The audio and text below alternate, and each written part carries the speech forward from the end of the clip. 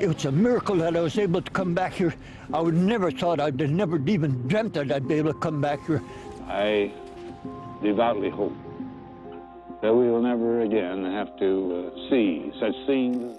World War II reshaped the globe, leaving behind scars that echo through history, and D-Day stands as one of its bloodiest chapters. On this gruesome day, thousands of Allied soldiers met their end on Normandy's shores, their bodies piling up on blood-soaked sand as waves crashed and bullets flew. But have you ever wondered where all the bodies of those who perished ended up? The aftermath of D-Day holds dark secrets few have ever heard. Brace yourself as we reveal what they never told you about what happened to the dead bodies on D-Day. The D-Day. At the crack of dawn on June 6, 1944, the largest amphibious assault in history began. This day is famously known as D-Day, and its events were nothing short of extraordinary. In the early hours, Allied forces, comprising American, British, and Canadian troops, began their approach toward the beaches of Normandy, France. Over 5,000 ships and landing craft transported nearly 156,000 soldiers across the English Channel. The objective was clear: to establish a strong foothold in Nazi-occupied Europe and begin the liberation of Western Europe. The operation was meticulously planned. Paratroopers from the 82nd and 101st Airborne Divisions of the United States, along with British and Canadian paratroopers, were dropped behind enemy lines in the dark of night. Their mission was to secure key bridges and roads to prevent German reinforcements from reaching the beaches. The paratroopers faced immediate challenges. Many were dropped miles away from their intended drop zones, scattered across the countryside. Despite this, they adapted quickly, using the element of surprise to their advantage.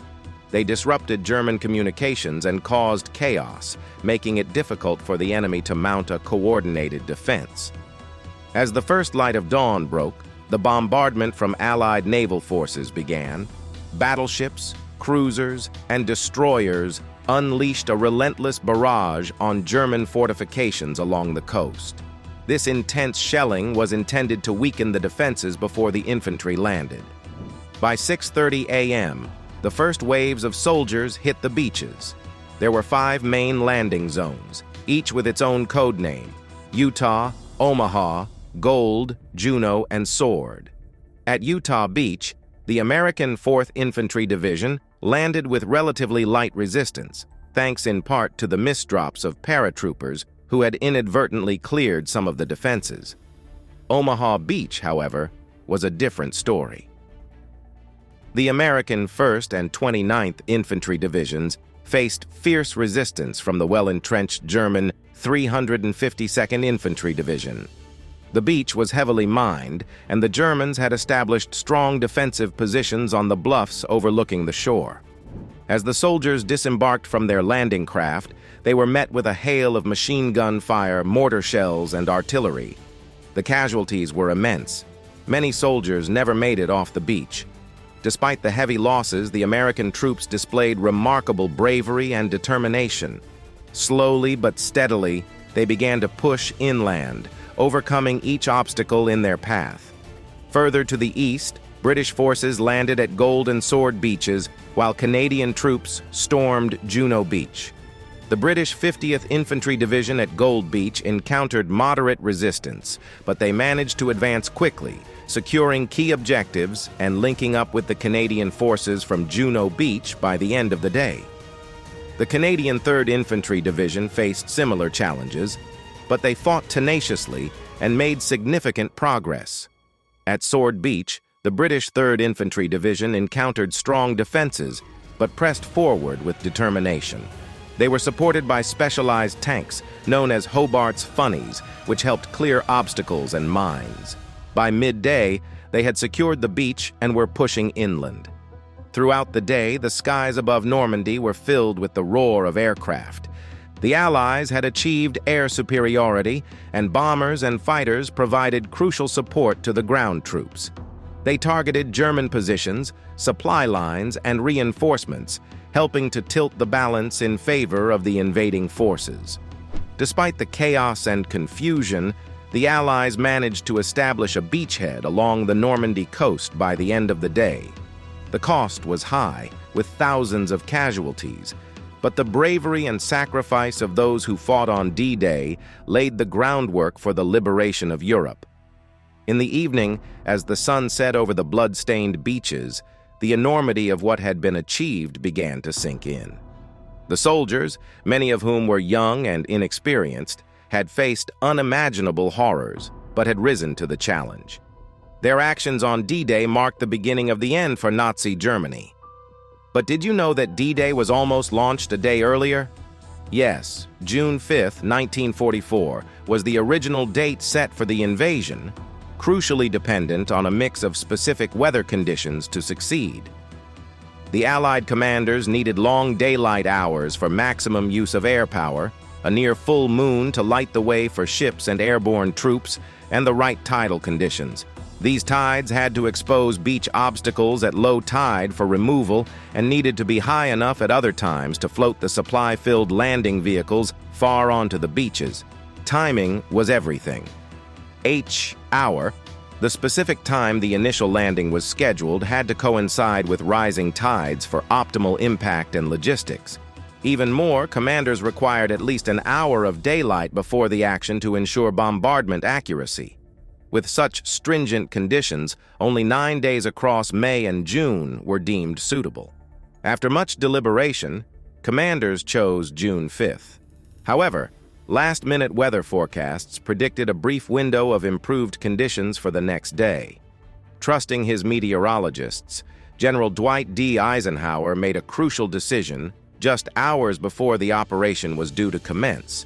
He postponed D-Day to the early hours of June 6th, a decision that played a pivotal role in the operation's eventual success. Aftermath and memorialization.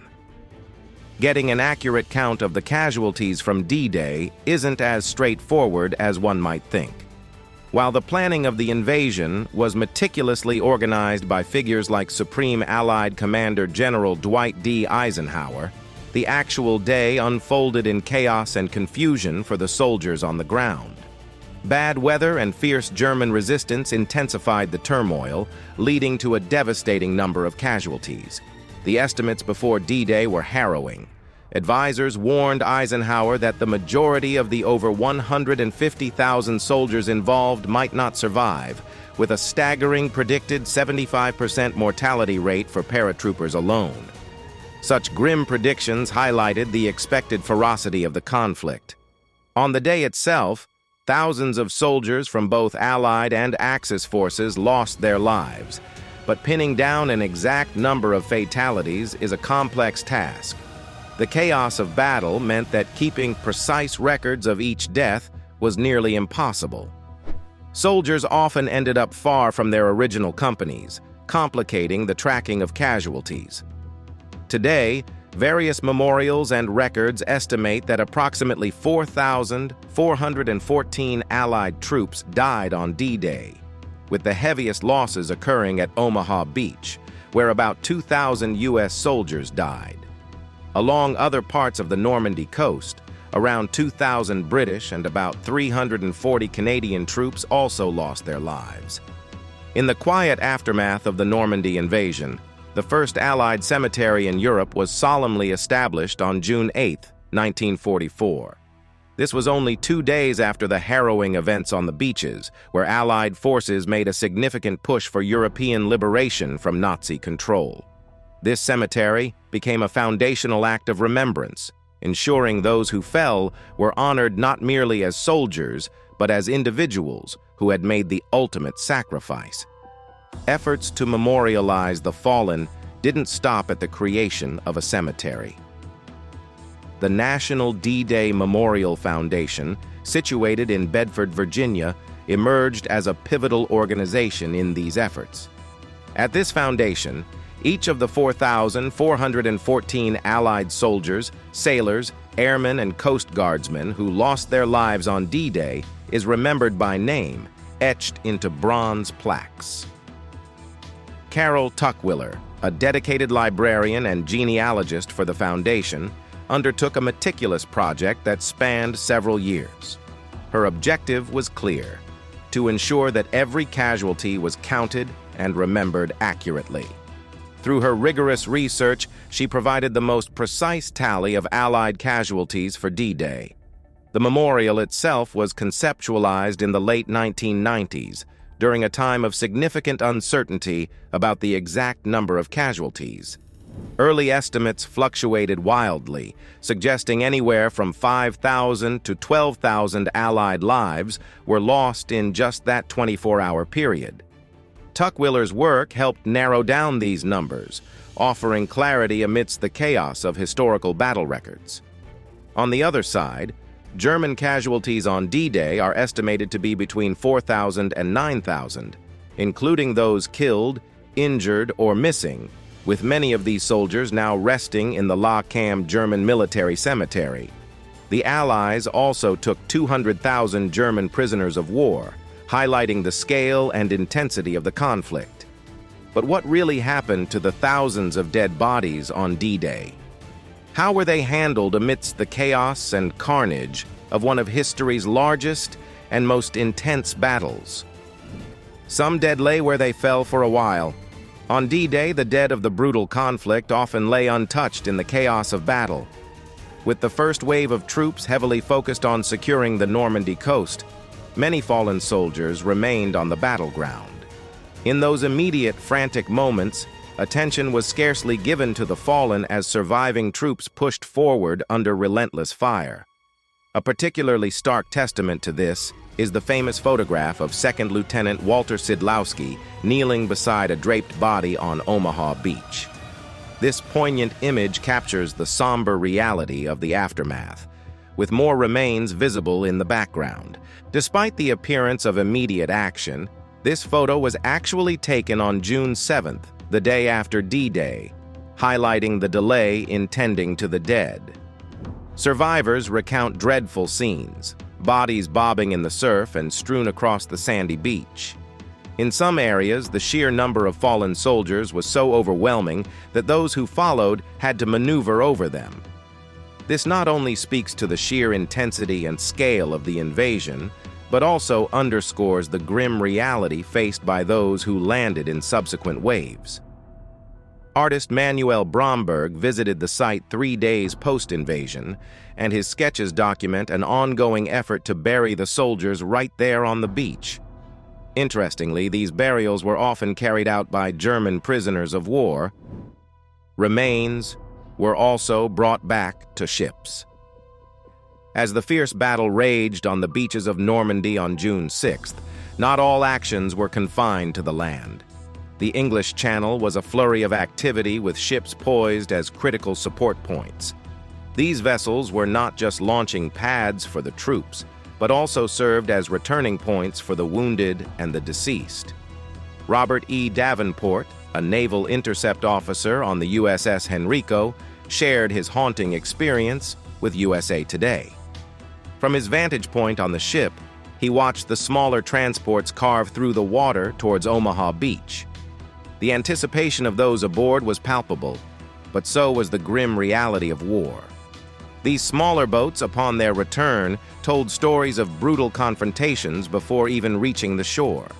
Some carried soldiers who had faced the fierce onslaught of German gunfire, falling before they could even step onto the beach. Others brought back those who, due to a deceptive sandbar, disembarked too early and had to wade through deep, perilous waters under a barrage of bullets.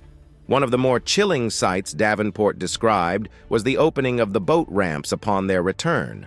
As they released the seawater taken on during the tumultuous landings, the water sometimes ran red, a grim indicator of the battle's severity. Back on the beach, the tide played its own part in the day's sorrow. The sea, relentless in its motions, would sometimes return the bodies of fallen soldiers to the shore. Temporary graves were dug near the beach. As the Allied forces advanced beyond the Normandy beaches, securing territory and pushing into Europe, they left behind a grim reality on the shores they had just conquered. The sands in the surrounding areas were strewn with the bodies of thousands who had given their lives in the initial assault. For the troops moving forward, leaving their fallen comrades exposed was not an option, not just for sanitary reasons, but also to preserve morale. Responding to this pressing need, temporary grave sites began to appear along the coastline. One of these sites was organized by Sergeant Elbert E. Legg. With limited resources at hand, improvisation was key. Sergeant Legg and his team used sections of wooden crates, repurposed as grave markers, a poignant reminder of the resourcefulness in the face of hardship. They also utilized parachutes, left behind by paratroopers, to cover the bodies, treating their fallen brothers in arms with dignity under dire circumstances. Private Thomas J. Dowling was part of the effort too. He remembers the urgency and the harsh conditions under which they worked. Despite their best efforts to handle the situation quickly, the warm June weather accelerated decomposition, adding a sense of urgency to their grim task. The trailers that carried the deceased from the battlefield to these makeshift cemeteries became a somber symbol of the ongoing battle between life and death. By June 10th, just days after D-Day, 8 temporary cemeteries had been established. A little over a month later, these sites held the remains of more than 30,000 soldiers. Graves registration was carried out by a dedicated group. After the intense and chaotic D-Day landings, as Allied troops advanced into northern France, a special group known as the Quartermaster Graves Registration Service was tasked with a profoundly solemn duty. This unit was responsible for ensuring that the thousands of soldiers who sacrificed their lives were not left forgotten on the battlefields of Normandy. Historically, the burial practices for fallen service members were inconsistent, often lacking organization. It was not until 1862 that Congress authorized a national cemetery system, and it took another 3 decades for the Army's Quartermaster Department to establish a structured burial and registration procedure. Key to these improvements was Chaplain Charles C. Pierce, who advocated for soldiers to wear identification badges, today known as dog tags. These tags became crucial in identifying the deceased at Normandy, allowing each fallen hero to be remembered by name. The standard procedure involved burying the remains with one tag attached, while the duplicate was sent back for registration purposes. This system allowed for both a permanent record on the battlefield and a means for notifying families. Chaplain Charles C. Pierce also created special identification methods that the graves registration companies would later use. These methods involved detailed detective work, where investigators collected all possible information about a soldier, including how and when they died. Graves registration companies played a pivotal role on and after D-Day. Soldiers in these units were selected for this duty and underwent rigorous training, which included observing autopsies and setting up mock burial grounds. Despite their preparation, many were unprepared for the scale of devastation they encountered. According to several accounts, the emotional toll of collecting and burying so many comrades was immense, and the work was grueling. The chaos of battle meant that not all soldiers could be identified through dog tags alone. Many bodies were found without any tags, forcing Graves registration troops to become detectives in their own right. They scoured every possible clue from personal effects, like driver's licenses, letters from loved ones, and even items as simple as clothing. These personal items could often lead to a positive identification. In cases where physical tags and personal items were not enough, the teams employed more scientific methods such as fingerprinting and dental records. This meticulous attention to detail was critical, not only for administrative purposes, but also for providing a sense of dignity to the fallen soldiers by ensuring their names would not be forgotten. As the war moved further into Europe, the responsibilities of the Graves Registration Service expanded. They had to locate and exhume soldiers who had been hastily buried near combat zones, ensuring that no one was left behind. Each site was carefully documented, and personal belongings found with the remains were cataloged. The task that faced the Graves registration soldiers after D-Day was monumental and harrowing. These brave individuals were responsible not just for collecting bodies from the beaches, but also for recovering those lost in the sea. The challenge extended to extracting remains from beached or submerged crafts, which sometimes required diving into the water to ensure no one was left behind. Private John D. Little shared a particularly distressing experience where he had to untangle remains caught in propellers. He described this task as one of the most traumatic events of his life, highlighting the intense emotional and physical toll these duties took on the soldiers involved. The work was not only gruesome, but also hazardous. Complications included limited access to clean clothes and bathing facilities, forcing many to continue their duties in uniforms stained with blood. Adding to the grim nature of their work, there was also the danger posed by booby-trapped bodies, a ruthless tactic employed by retreating German forces. This grim reality was documented by soldiers in various theaters of the war, underscoring the perilous conditions under which these teams operated. Despite these overwhelming challenges, the soldiers carrying out these duties understood the importance of their work. They knew that the sight of hundreds of unburied bodies scattered across the beaches could deeply demoralize the incoming troops. Ensuring that fallen soldiers were respectfully buried was crucial not only for sanitary and psychological reasons, but also for maintaining the morale and fighting spirit of the troops who were yet to face battle. The task of burying the countless fallen soldiers was not only undertaken by the Grave Registration Service members, but also involved a mix of captured German soldiers, local French civilians, and American service troops. The use of German prisoners in this role began once they realized that the graves they were digging were not intended for them. According to the Washington Post, these prisoners, once aware of their actual tasks, performed their duties without much resistance. Additionally, local French civilians played a crucial part in these efforts. As reported by the Warfare History Network, despite language barriers, the tasks were straightforward enough that many French men, who were not fit for combat, were recruited. They were paid to help dig graves, and their participation grew as more help was needed to accommodate the increasing number of fallen soldiers. This group, consisting of those too old or infirm for fighting, found themselves in the heart of post-battle recovery, providing essential labor to create both temporary and more lasting resting places for the soldiers. American service troops, many of whom were black service members, also contributed significantly to the digging of graves.